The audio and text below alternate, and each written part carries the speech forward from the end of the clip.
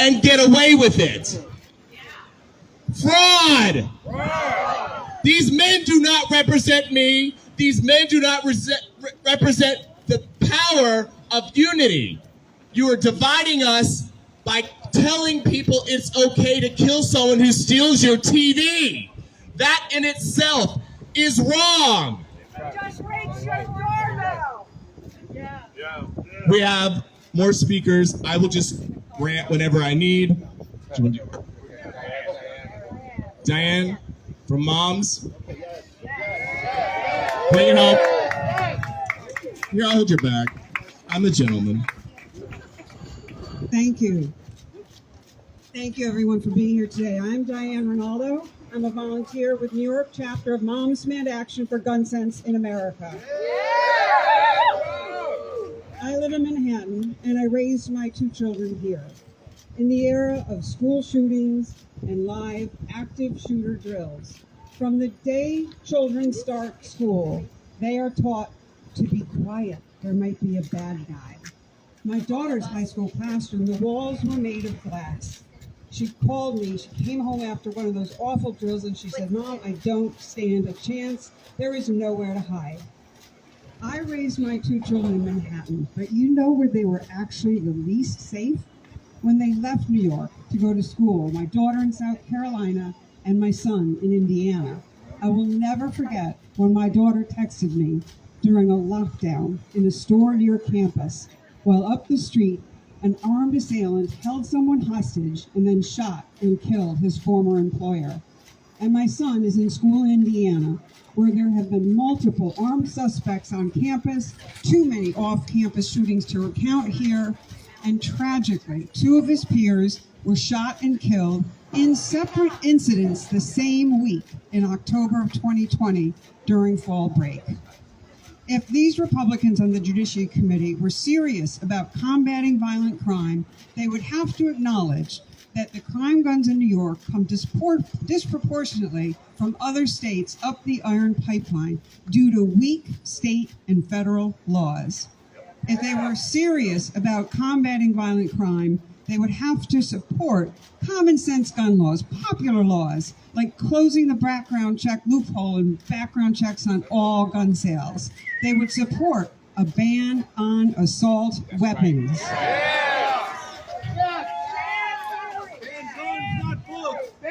Our country was still reeling from mass shootings in Nashville and Louisville when we had another shooting Saturday night at a birthday party in Dadeville, Alabama, where 4 young people were shot and killed and 28 more injured.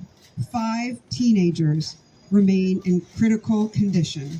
A pastor from that community said the shooting has rocked the small town where serious crime is rare.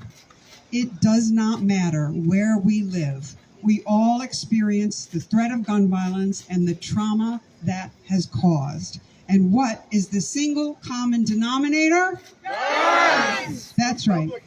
Easy access to guns. And Americans are fed up and sickened by this epidemic of gun violence, and we want to see our government take action. Instead, Jim Jordan and the Republicans on the Judiciary Committee come to New York to lecture us. And his hometown is nicknamed what? Danger City. Danger City. We say Republicans playing games with our lives and the lives of our children, we see you. And as long as your agenda remains to put more guns in more hands, in more places, we will not give up the fight. And I'm so proud to stand with these activists and survivors from across New York City who are dedicated to making our communities safer. Thank you.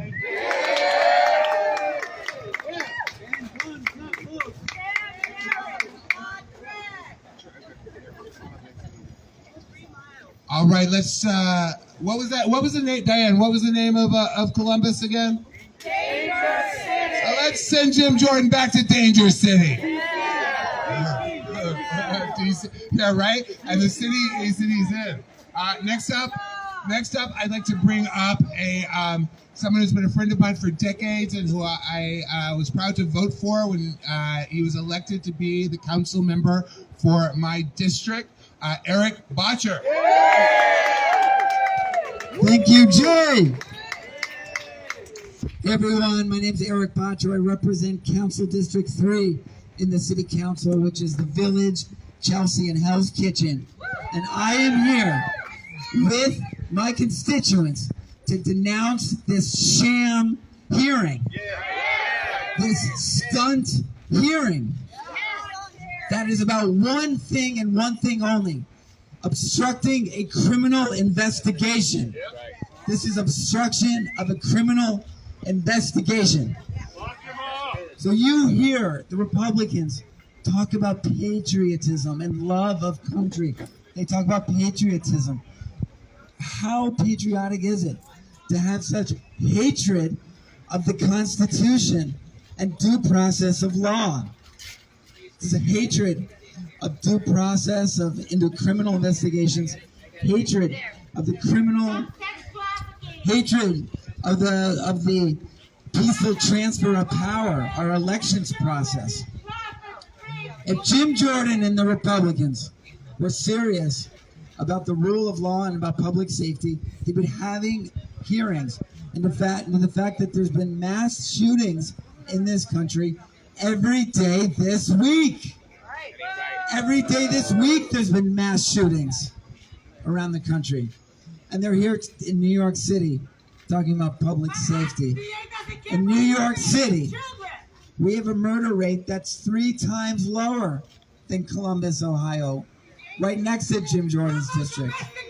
A murder rate that's twice as low as Bakerfield in Kevin McCarthy's district. So Donald Trump has an opportunity to do what every defendant has in this country.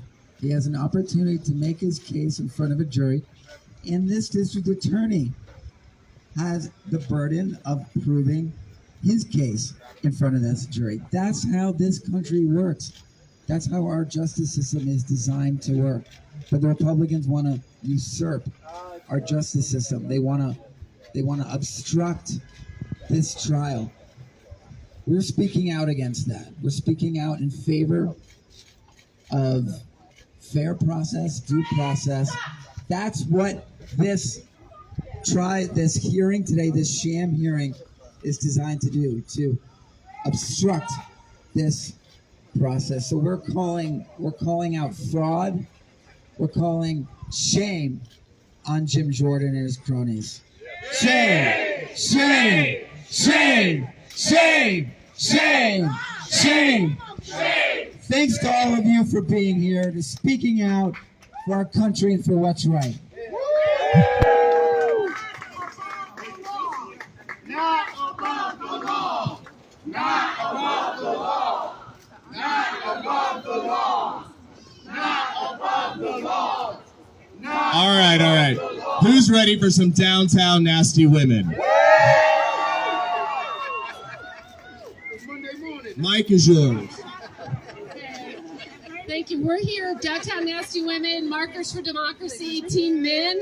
We are grassroots groups, and we're down here. We want to tell Jim Jordan to go back to D.C., do your job, keep us safe. We want to prioritize gun safety legislation, ban assault weapons. We have kids who were on a lockdown in a college campus last night. It's happening every day, and we won't stand for it. So go back to D.C. and do your job.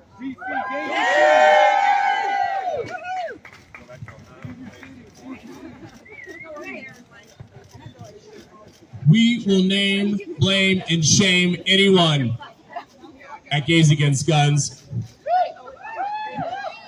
I will say this because we need a joke here too.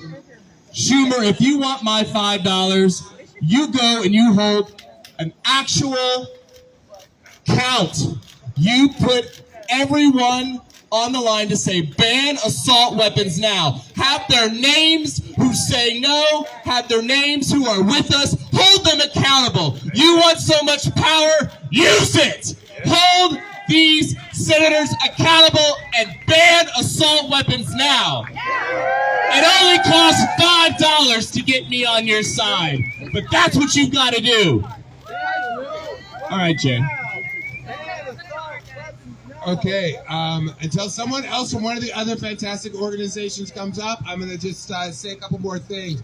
One thing is, One thing is that when we talk about gun violence in this country, we cannot talk about it without talking about white supremacy and the way that guns are funneled into communities of color, the way that gun violence is higher in communities of color because of a host of issues that directly stem from white supremacy. 2 days ago, a 16-year-old black boy was supposed to pick up his younger siblings from a play date. He got the wrong house. Okay? He didn't know which house his siblings were at. He rang the doorbell of the wrong house. The white man who lived in that house in Kansas City shot Ralph Yarl through his glass screen door in the head. After this 16-year-old boy had fallen to the ground and was bleeding out, the owner of that house shot him again. Police in Kansas City took that homeowner in for questioning and then released him with no charges. That is shame, shame, shame, shame, shame, shame. And Jim Jordan's party is the party that wants you to ignore that. Jim Jordan's party is the one that wants to dismiss any attempt at dealing with the insidious white supremacy that suffuses this country, that deals with the homophobia, with the transphobia that is across this nation, that's leading to hundreds and hundreds of laws in state houses, wants to dismiss all of that as wokeness. Where I come from, woke simply means being awake to the systemic discrimination and inequities in our country, and I am proud to be woke AF. Are we all woke AF? That's right. I'm going to call up my friend who is as woke AF as you can be and is one of the best dressers in the gun violence prevention movement. See, that's how I tipped her off. She heard me say that, and she knew she was coming up, had to get her bag all straight and whatnot. Dr. Sunny Moon! Hi, everybody. So I had to change my shirt because I want everybody to know I'm a volunteer for Gays Against Guns, and I'm also a volunteer for Moms Demand Action. I just wanted to just talk about hypocrisy, okay, and irony, because those two words no longer have meaning, okay? On my way here, my friend said, oh, there's some person carrying a sign that says something anti-Semitic about George Soros. Wait till I wanted to say Jim Crow. Oh, my God. Wait until Jim Jordan finds out about Harlan Crow. Oh, my God. Talk about a rich billionaire corrupting our justice system. Wait till he finds out about that.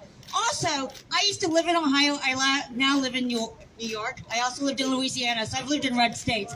Wait until Jim Crow Jordan finds out about Columbus, Cleveland, and Cincinnati all having higher violent crime rates and higher property crime rates. And one big factor is, it's the guns. It is the guns. What Jim Crow Jordan is actually really here to say is, I'm really pissed off that you're prosecuting this rich white guy for a crime and you are not arresting enough brown and black people for petty crime. To Jim Jordan, that's what fighting crime means. Ignoring white crime, white collar crime, and persecuting black, brown people for crimes that are petty. That's what this is about. Because if he really cared about crime, he would be in his home state. It is ridiculous that his own gym, his own backyard, his own schools. This is the height of hypocrisy and racism. And every single week, I have to explain to my 16-year-old son why, in the years that he's been alive, the Republican Party has only made gun violence worse. We have seen a rise in crime across the country related to the corona pandemic. But you know what we also saw at the same time? The sale of guns has increased exponentially over the last 3 years because Jim Crow Jordan, Jim Crow Jordan, and the Republican Party thrives on fear. Fear of black and brown people, fear that they can combat with the gun because they tell all these people that they are Rambo. Do not get taken by this sham show. We are New Yorkers. We love everybody except Jim Jordan most of the time. We want you to know that we are stronger together. I'm here with multiple organizations because we actually care about the people in New York City. Jim Jordan doesn't care about crime because if he did, he would care about January 6th. He would care about Harlan Crow. He would care about the increased crime in Ohio. He would care about the poor Jim students that he ignored. And I always bring this up because all these issues are intersectional. The Republican Party is the party of death. There's no other way of saying it. Their fight to endanger reproductive health and women's health intersects with gun crime. Because you know what the number one killer of kids in this country are? Guns. It is so much easier to care about a theoretical baby than actual children and actual families. Because you don't have to do anything except show up to a protest. But if you want to actually do something to protect children, you would make it harder for any idiot to get a gun, including the racist who shot Ralph Yarl. That's what we should be outraged about. Thank you.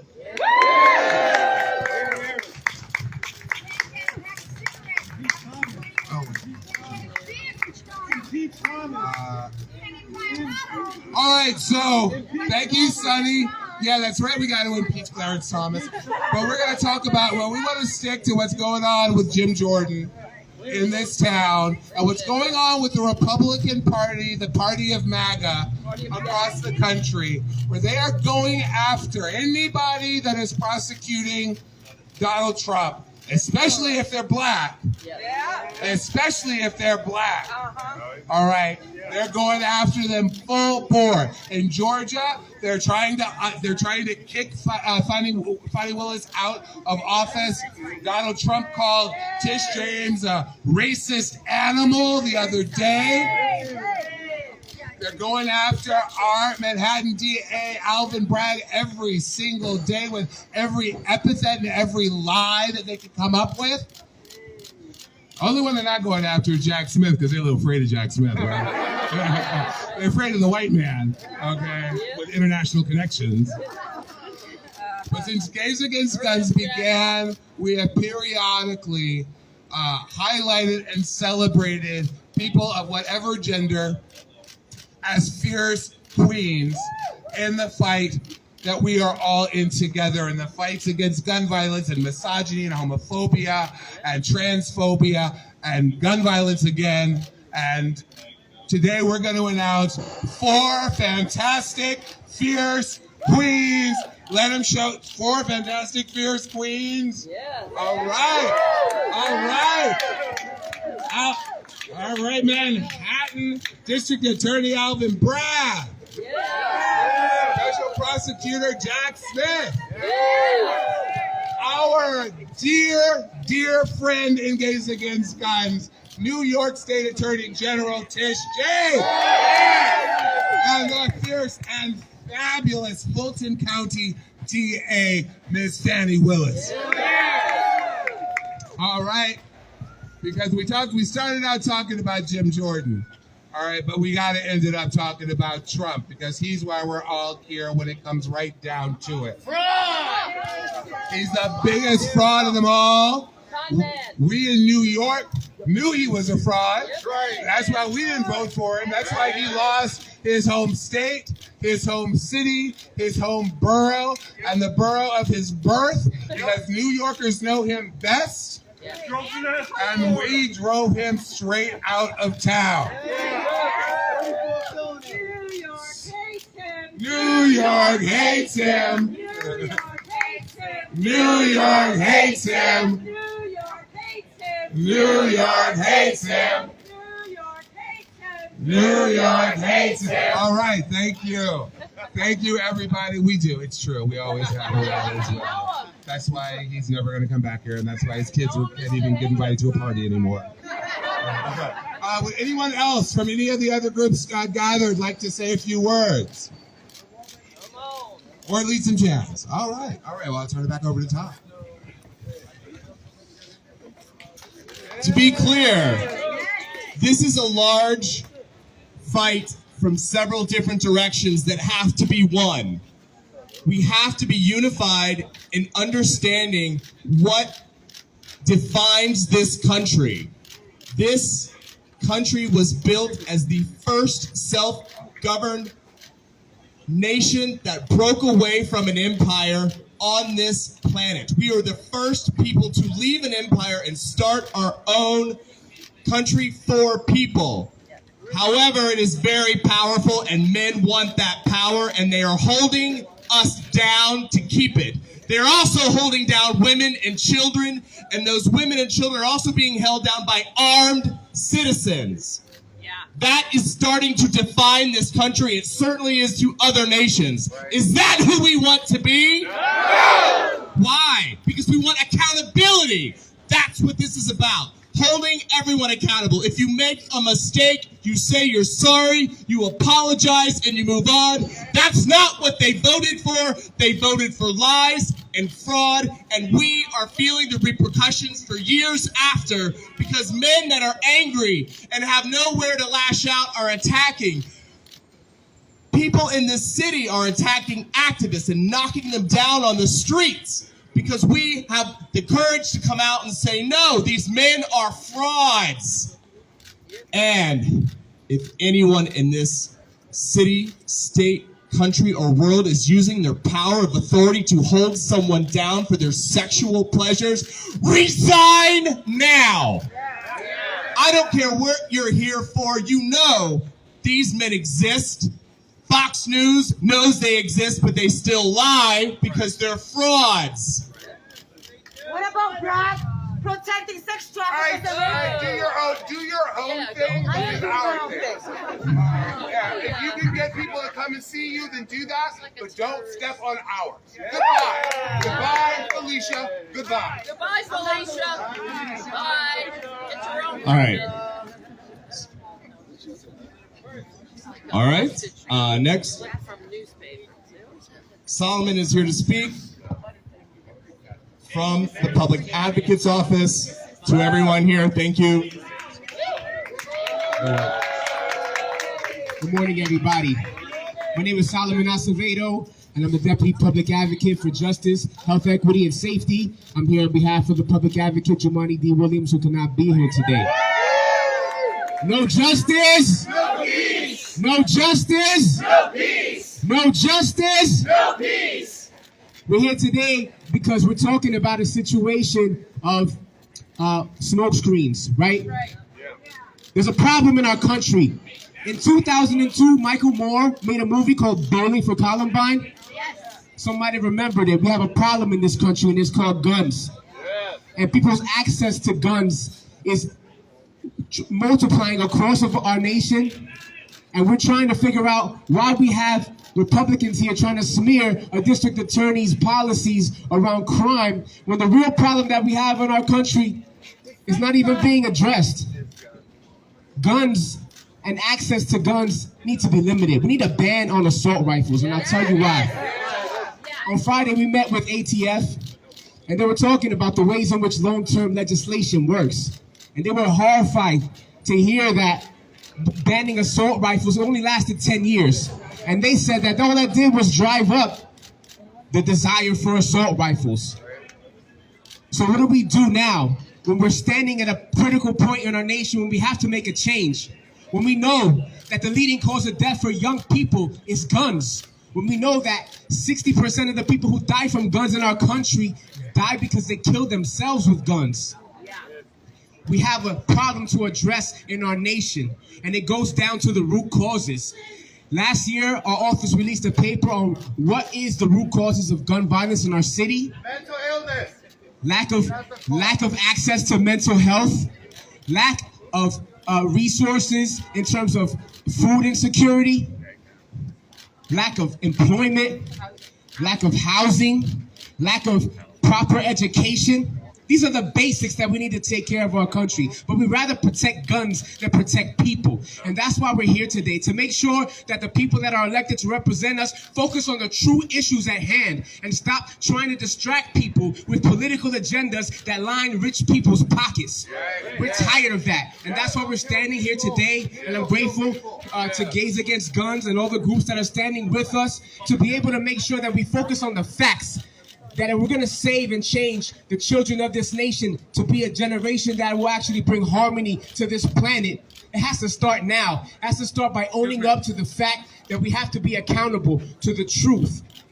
When Donald Trump was elected, when the Central Park 5 were framed, Donald Trump was the first person to put out an ad to try to have these young people railroaded, and they were. And here we are again. The flip is happening. Donald Trump is here, being lifted up in a way by people who are actually telling a false narrative. And so we have to expose that. And it starts today. And so, no justice? No peace. No justice? No peace. No justice? No peace. Thank you, everybody. Have a wonderful day. Thank you, Solomon Acevedo from the Public Advocate's Office.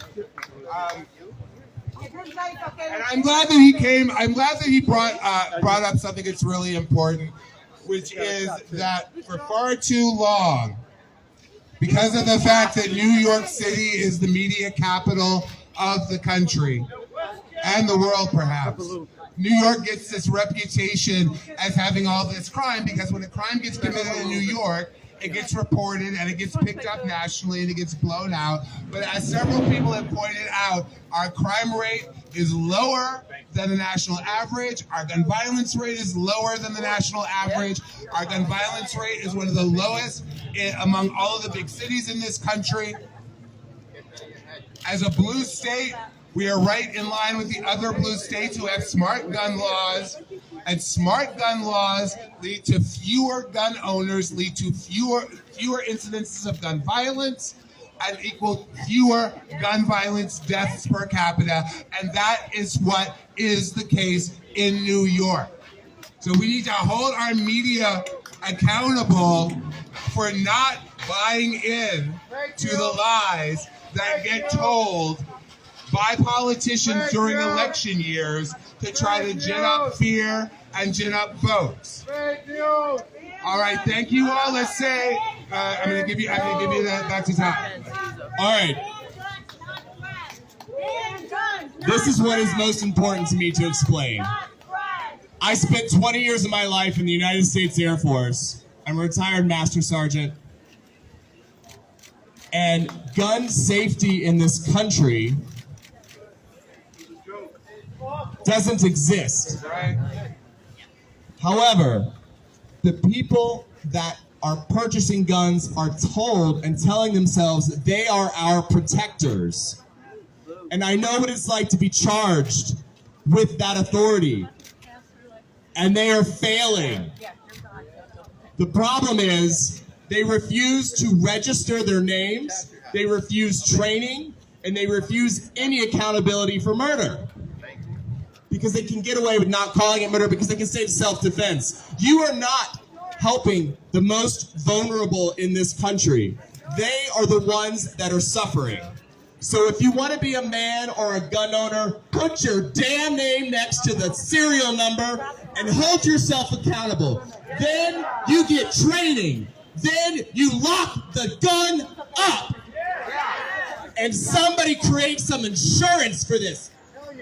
Why the heck isn't anyone spending money on insuring gun owners? We are here because of fraud, and we want accountability. Anyone worth their salt would know how important it is to keep their weapons locked up. there are people who are saying you can't tell me what to do because you live in a commercial and you've been sold that you are now safer by owning that gun. However, Moms Demand Action know they've lost children. Gays Against Guns knows that our community is targeted and murdered at higher rates, especially our trans youth and our trans women of color. We know these are lies. That's why we stand out here to protest fraud, hold people accountable.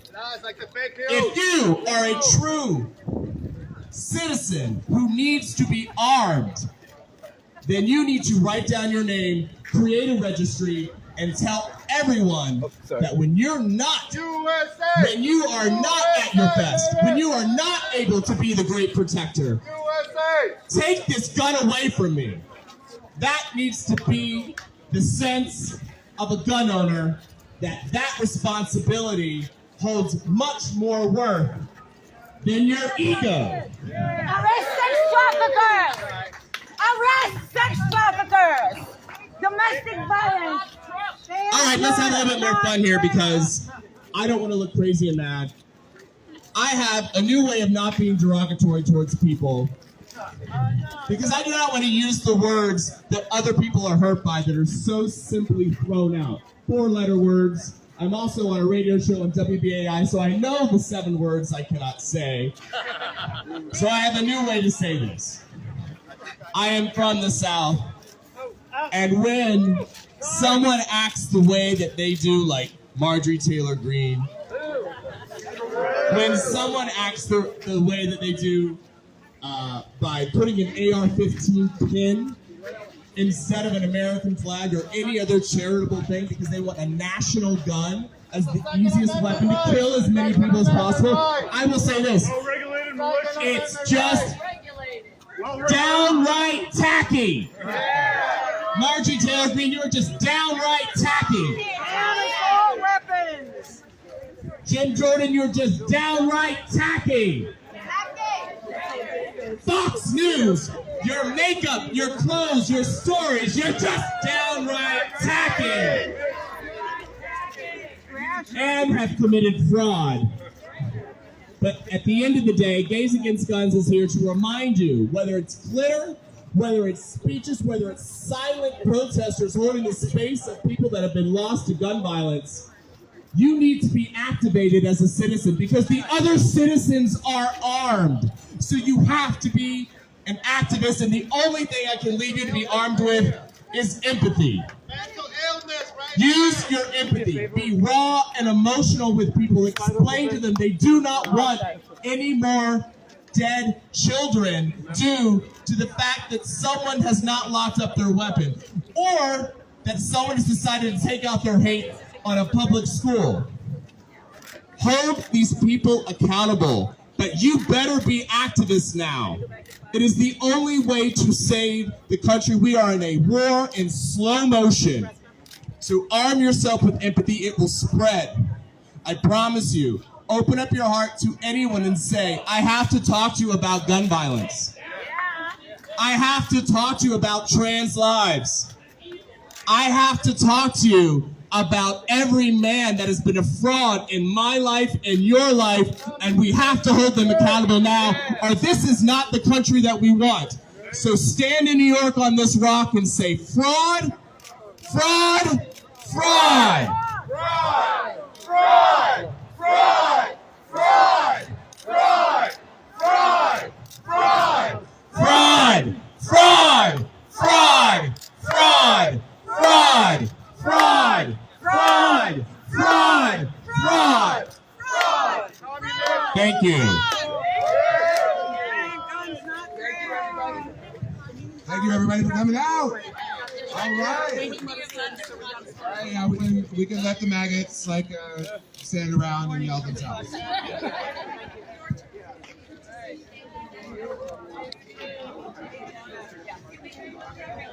Jamie Bauer. I do. Do you want to talk about it? Hey, wait a minute. We got news. Something happened inside 26 Federal Plaza, and Jamie Bauer's going to tell us all about it. All right, everybody. So everybody knows that this hearing is a sham, right? And everybody knows that congressional hearings are supposed to be open to the public, right? However, a group from Rise and Resist, 6 of us plus our photographer, went got online. We were in the first 15 people online. They told us we were going to be let in. And then all of a sudden at 9 o'clock, they were like, all the seats are full. So there was no one from the general public in that hearing. Only quote-unquote victims and their handlers. Okay? So we were about 6 feet from the door of the hearing, because we were first online, and the guy in front of us started to say, let the people in, right? Because it's a congressional hearing, so we joined in and said, let the people in, and we held up our posters, many of which you can see here: Jim Jordan, insurrectionist; Jim Jordan traitor; 34 felonies; Jim Jordan coup plotter, and he's a sleazy liar. And all the press came out of the hearing, and we were chanting, the hearing is a sham, and indict Jim Jordan, and Jim Jordan is a traitor. And we held our ground for quite a while until enough DHS agents finally got behind us to get us towards the door, but there was such a press scrum there that we couldn't move. So we got to hold our ground for a few minutes more. And then, surprisingly, when we walked to the elevators to leave, there was no one behind us except the press. And here we all are. So hats off to the intrepid activists of Rise and Resist. Rise and resist! Rise and resist! Rise and resist! Disrupting Jim Jordan's shit. They heard us inside. They definitely heard us inside.